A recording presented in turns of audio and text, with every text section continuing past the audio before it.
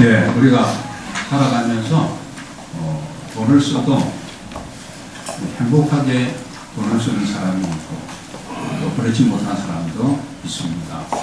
내가 나를 위해서만이 만약에 그 돈을 사용하게 된다면 잠시 우리가 기분도 좋고 그럴 수도 있습니다. 그러나 진짜 행복하게 우리가 돈을 쓰기 위해서는 돈을 씀으로써 행복하기 위해서 우리가 다른 사람에게 어렵고 힘들게 살아가는 사람들에게 나의 모든 사랑과 관심을 이제 요구하는 그 결핍한 자들에게 우리가 내가 가진 것을 함께하고 적던지 많은지 나누게 될 때에 거기에 행복이 있는 줄로 믿습니다. 여러분, 일을 하면서 우리가 살아가는 사람들 아니에요. 뭔가를 우리가 일하고 살아가는데 일을 하면서도 행복하게 일하는 사람들이 있는가 하면 그렇지 못한 사람들이 있습니다. 만약에 먹고 살기 위해서 생존을 위해서 그냥 어쩔 수 없이 죽지 못해서 일하면서 산다면 과연 그 인생이 행복할까? 이런 생각도 우리가 한번 해보면서요. 직장 생활을 해도 또 결혼 생활을 해도 교회 생활을 한다 할지라도 행복한 교회 생활, 행복한 가정 생활, 행복한 직장 생활이 되어야 되는데 그러기 위해서는 일을 할 때도 이게 하나님이 나에게 맡겨주신 하게 하신 이 땅에 나를 보내시면서 특별히 이 일을 위해서 하나님이 나를 보내셨다. 그런 어떤 사명감으로 어떤 분야에서 일을 하게 된다면 여러분 행복하게 일하면서 아름다운 삶을 살아갈 수 있는 줄로 믿습니다. 그래서 우리가 직업 그러면 job이라는 이 단어를 쓰기도 하고 vocation이라는 단어를 쓰기도 합니다. job은 그야말로 내가 그냥 일하는 거죠. 별 그런 의미도 없이 연봉 많이 주고 명함낼 수 있는 좋은 직장이라면 그냥 그런 것을 많이 선택을 합니다. 그러나 이 vocation은 신적인 부르심이에요. 하나님이 나를 향해서 이 일을 위해서 하나님 부르셨다. 이 일을 하게 하심으로 하나님이 영광을 받으신다. 이런 거예요. 우리 종교개혁자 루터라든지 켈빈 선생님 같은 경우에도 이 직업 소명서에 대해서 굉장히 얘기를 많이 했어.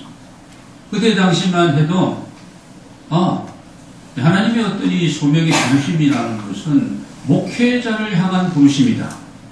이렇게 생각했습니다. 그래서 이건 성스러운 직업이고 또 세상에서 우리가 가지고 있는 어떤 그러나 내가 하고 있는 그 직장과 그 일들은 그 직업은 속된 것이다.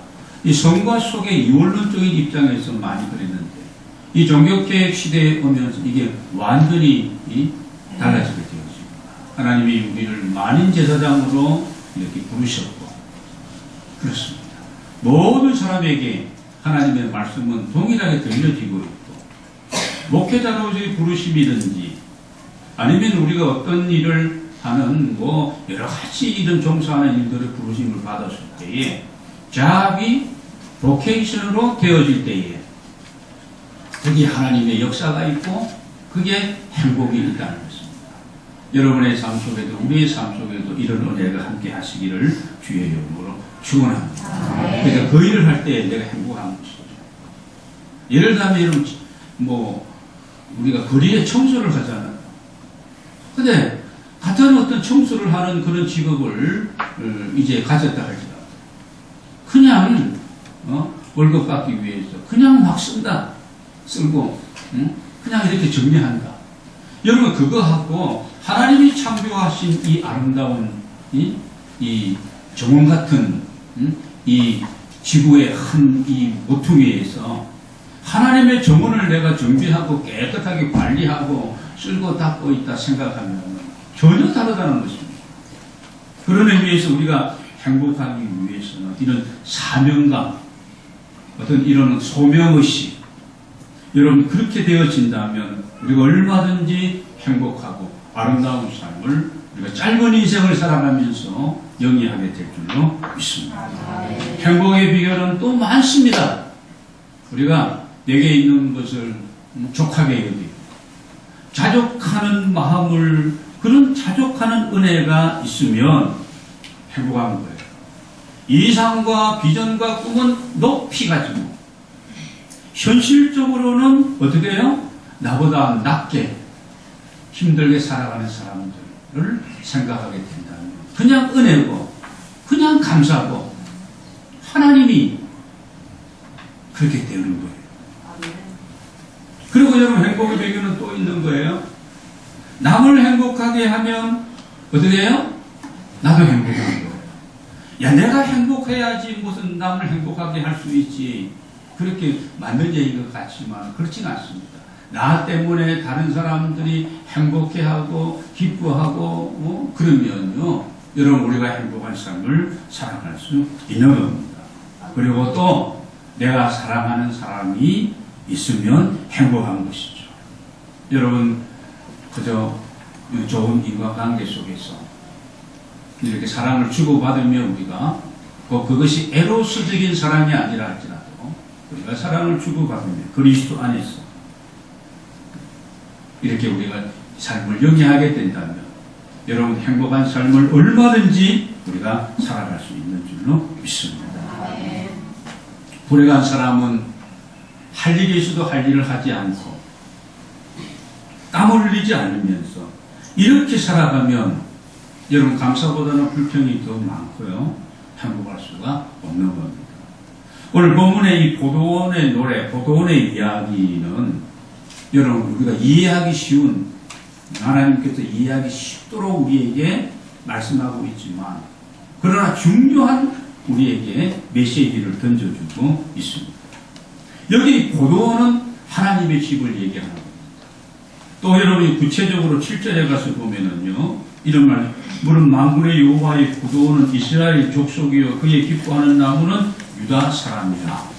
그래, 하나님의 택한 백성 이스라엘 이 공동체, 민족 공동체를 얘기하는 것이고, 또 지금으로 말하면 이 하나님의 집은 어디겠어요? 하나님의 교회입니다. 주님의 만민의 기도하는 교회, 예배하는 공동체.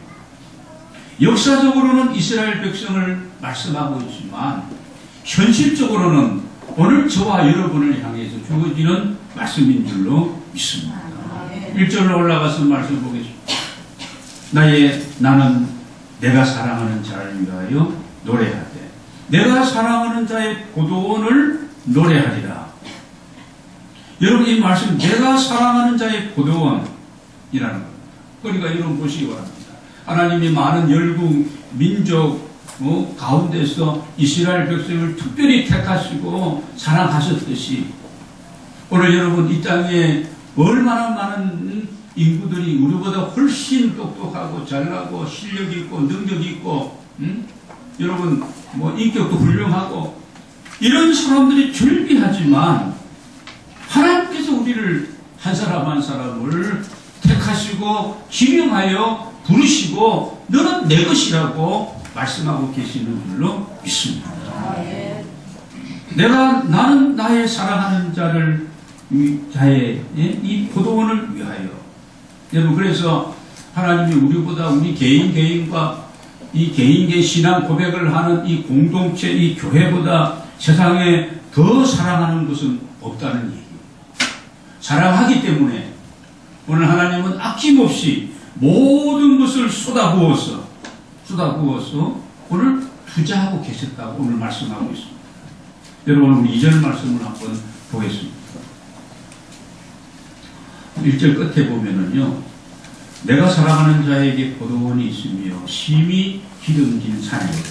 이게 무슨 얘기입니까? 좋은 땅을 어떻게 확보했다. 그 다음에 보시기 바랍니다. 땅을 파고 돌을 제하여 내었다. 여러분 이것도 쉬운 일이 아닙니다. 땅을 깊이 파고 개간을 하고 기름진 산 그런 지역에다가 고도원을 만들기 위해서 어떻게 해야 돼요?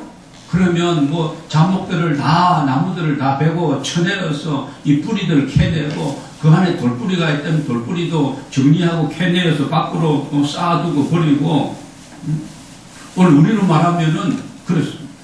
하나님 우리를 선택하시고 우리를 이렇게 하나님이 인도하시며 우리의 마음속에 있는 이런 여러 가지 하나님을 만나기 전에 있었던 이런 우리 안에 있는 교만과 욕심과 편견과 이런 죄악의 이런 돌뿌리들과 이런 우리의 이 나쁜 이런 하나님 기뻐하는 이런 잡초의 근성들을 다 케어내고 오늘 말씀이 계속 보신 거예요.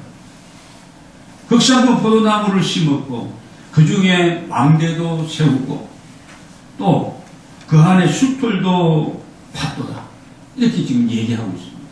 그러니까 농부가 이 극상품 좋은 포도나무를 심어서 좋은 아름다운 열매를 풍성히 거두기 위해서 땅을 선택하고 거기에 필요한 모든 것들을 비용으로 따지자면 엄청난 비용을 들였어. 이 땀을 흘리고 수고해서 그래서 좋은 땅을 만들고 거기에다 극상품 포도나무를 심었다는 말씀입니다. 목적이 뭘까요?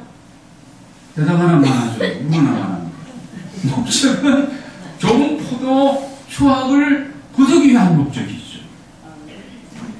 그런데 오늘 유감스럽게도 실망스럽게도 맺힌 열매는 무슨 열매를 맺었다고요? 들포도 열매를 맺었다는 거예요. 자, 주인의 입장에서는 아낌없이 쏟아부어서 남김이 없이 다 했는데,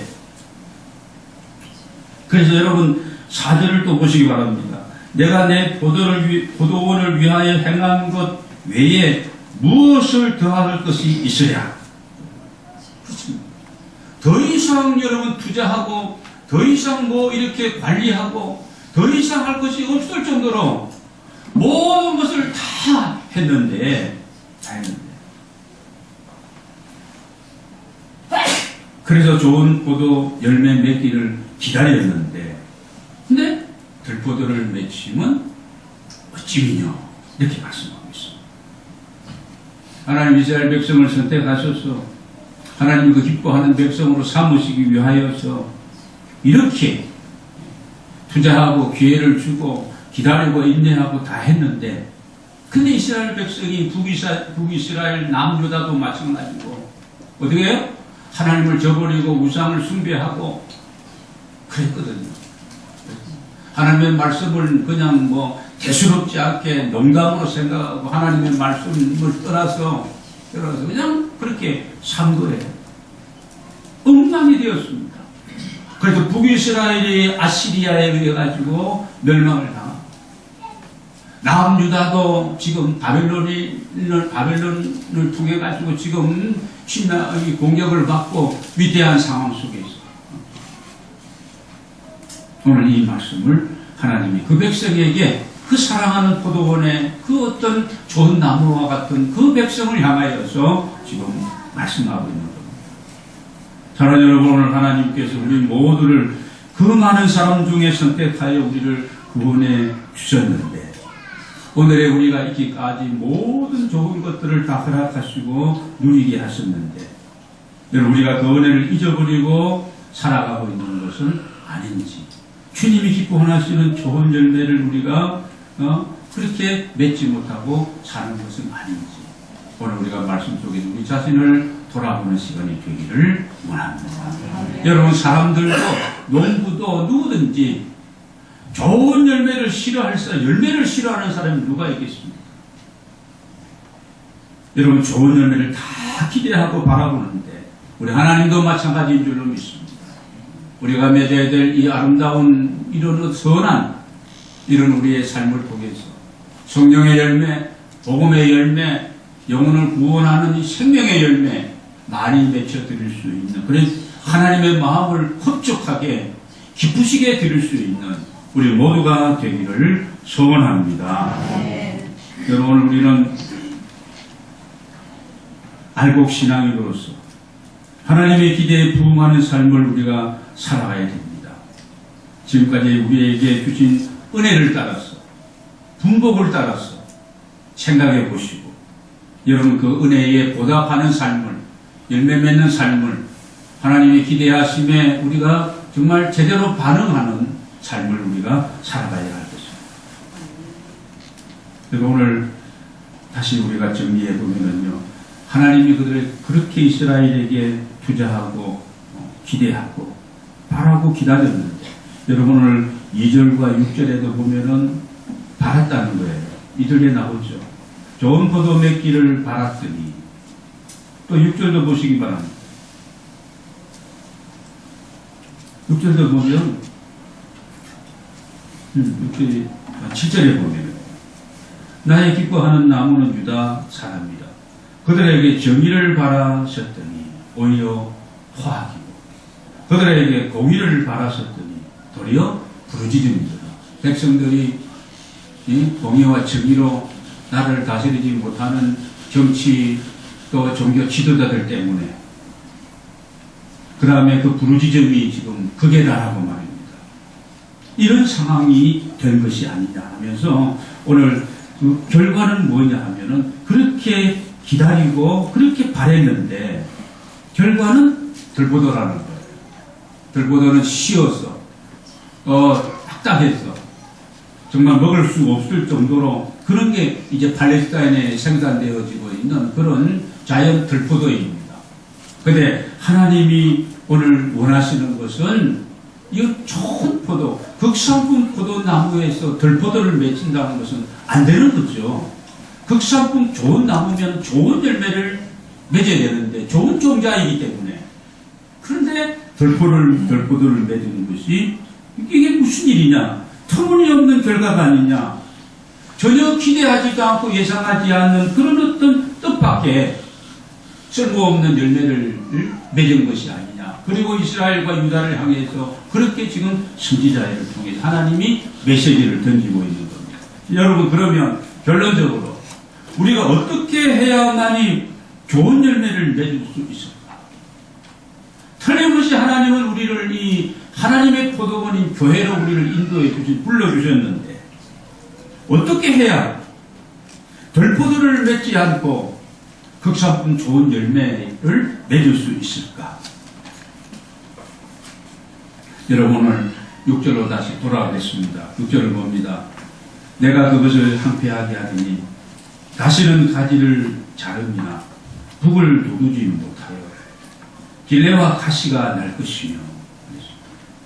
여러분, 그렇다면 다시는 가지를 잘라주지도 않고 북을 도두지도 않겠다는 거예요. 그건 뭐 관리하지 않겠다는 겁니다. 좋은 포도 열매를 맺기 위해, 수확하기 위해서는 농부가 관심을 가지고 관리해야 된다는 거거든요. 여러분, 가만두면 이 좋은 포도나무를 심었는데도 가만두면 저절로 좋은 열매를 맺는 것이 아니라는 겁니다. 투자를 해야 되고 돌봐야 되고 열심을 다해서 관리해야 된다는 겁니다. 그 첫 번째가 뭐라고요? 가지를 잘라주며, 그 얘기입니다. 가지를 자릅니다. 북을 도두어 주거나 또 여러 가지 잡초를 메어주는, 그런 김을 메어주는 이런 과정을 거쳐서 좋은 열매를 얻을 수가 있는 것이지, 가만히 두어서는 들포도밖에 맺을 것이 없다는 말씀입니다. 여러분, 가지를 자를 때는 아픔이 있고 또 아깝게도 느껴지는 거예요. 예를 들면 포도나무든지 뭐 배나무든지 뭐 사과나무든지 간에, 여러분 시골에서 이제 자란 분들은 알 거예요. 그런 전지하는 이 기술자들이 겨울철에 와서 지금 정도 아직 물이 막 새순이 나기 전에 이미 전지 작업은 다 끝나야 되는 거예요. 그러면 그분들이 와서, 그분들 아주 하루 일당도 굉장히 셉니다. 기술자들입니다. 와서 딱 사과나무 한 그루를 보고 난 다음에 어떤 가지를 잘라버릴까 를 딱 판단을 하고 인정사정 없이 가지를 잘라내는 거예요. 농부 입장에서는 이 가지 하나가 지금 거기에서 얼마나 많은 수확을 거둘 것인가, 이게 뭐 사과가 몇 박스 나고 이 포도가 몇 킬로 날 것인가 뻔히 보이는데, 그런 가지도 그냥 잘라버리는 거예요. 왜 자릅니까? 그러지 마십시오. 그래서 소용없어요. 그걸 잘라야만이 잘라야 된다. 이 전체 나무에서 균형이 잡히고, 그게 뭐 병충해를 먹었든지, 아니면 웃자른 가지라든지, 뭐 그러면 말입니다. 뭔가 나무의 균형에 맞지 않으면은 이 능숙한 기술자는 왔어요. 사정없이 잘라버리는 거예요. 농부의 입장에는 아깝습니다. 오래 저거 두면 사과 2박스인데, 3박스인데, 그냥 잘라버리는 거예요. 그러나 그것을 자름으로 위해서 여러분 그 사과나무에서 더 아름다운 그런 풍성한 수확을 거두기 때문에 여러분 이 전지 기술자는 인정사정 없이 그러니까 제멋대로 자란 가지라든지 웃자라는 가지죠. 아까 얘기했던 병균이 그 가지 한 가지에 지금 침투해 있다든지 그러면요 이렇게 굵은 가지도 잘라버리는 거예요.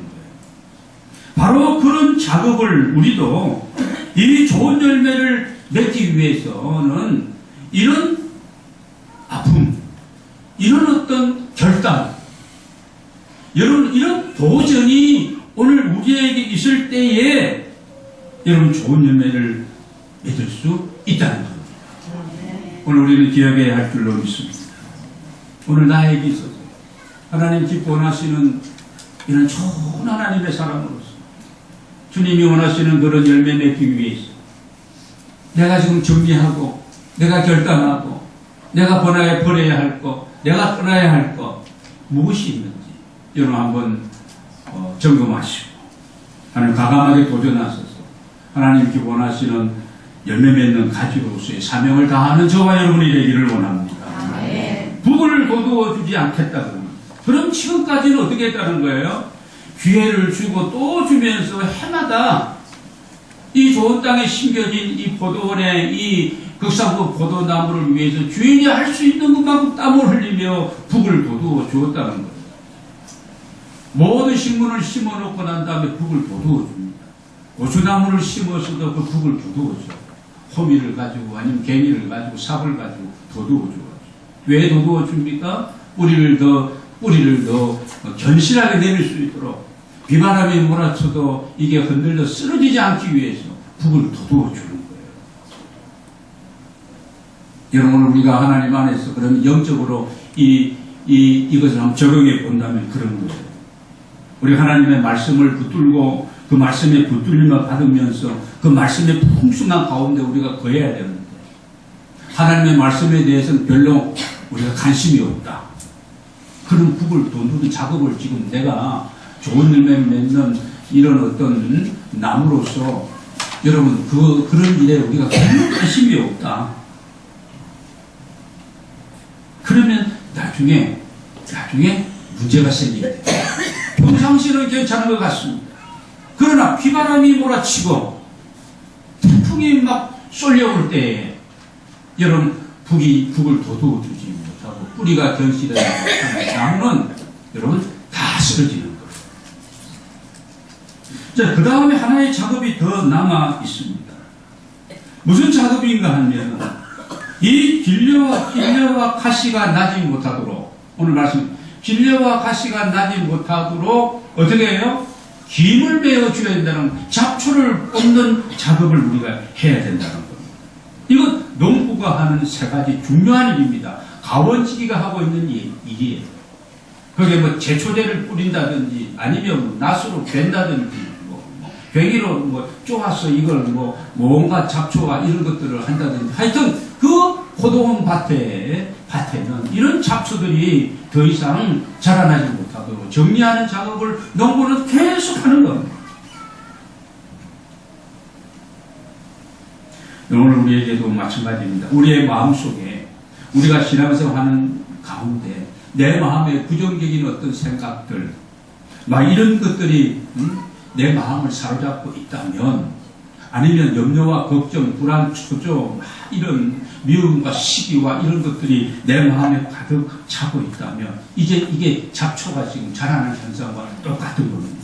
여러분이 기도하고 믿음으로 결단하고 여러분 하나님의 말씀에 예리한 성령의 검과 칼로서 여러분 다 베어내고 뿌리 뽑아버리고 여러분 이 작업을 우리가 해야만이 그 내 마음속에 하나님의 은혜와 감사와 긍정적인 어떤 생각과 이런 어떤 긍정적인 관점이 여러분 내 마음속을 사로잡고 있을 때에 오늘 하나님 기뻐하시는 열매 맺는 삶을 우리 모두가 살게 될 줄로 믿습니다.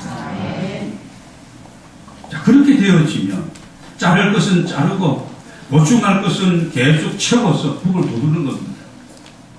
그리고 뽑아버릴 것은 다 뽑아버리고 여러분 그렇게 되어지면 여러분 좋은 땅에 심겨진 극상품 포도나무는 뿌리를 깊이 내리게 됩니다.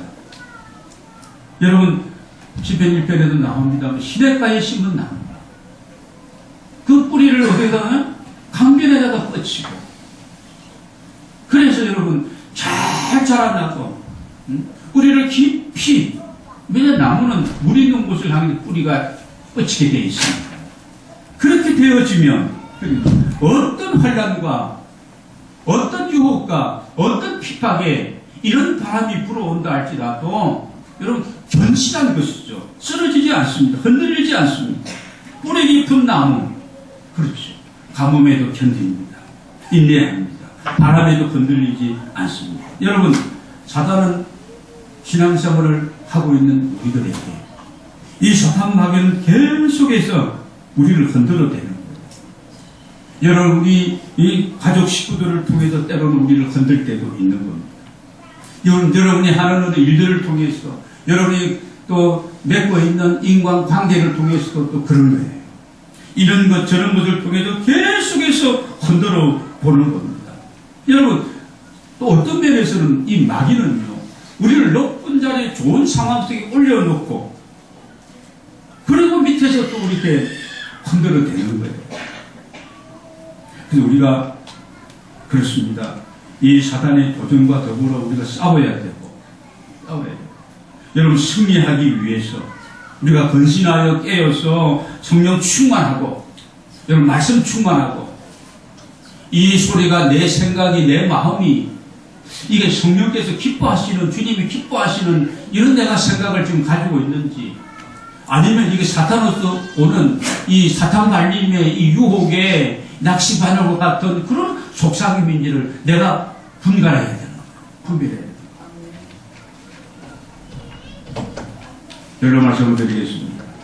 오늘 사랑하는 여러분 모두가 말씀의 뿌리를 깊이 내리고 정말 은혜의 생수를 마음껏 마시고 여러분 그럴 때에 하나님 원하시는 좋은 나무로 극상국 포도나무로 자라나게 되고 세워지게 되고 지뢰를 쫓아 과실을 맺으며 늘 푸르고 푸른 삶을 살아갈 수 있는 줄로 믿습니다.